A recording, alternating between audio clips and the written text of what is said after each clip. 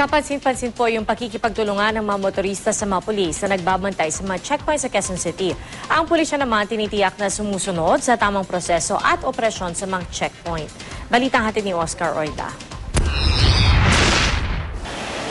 Maliwanag ang kapaligiran, may mga karatula at bukod sa nakakumpletong uniforme, magagalang pa umano ang mga nakaposting pulis.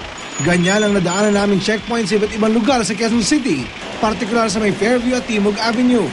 Yan marahil ang dahilan kung bakit tila mas komportable ngayon ang mga motoristang napapadaan sa mga nasabing Comelec checkpoint. Okay lang, kung para sa security. Okay naman po, safety nest din po ng mamamayan. Kwento nga sa atin ng ilang pulis, medyo malayo na raw ang sitwasyon ngayon kumpara sa dating karaniwang inaasal ng mga motoristang pinatatabi nila para inspeksyonin. Yung iba naman, parang bang anti-police yan dating.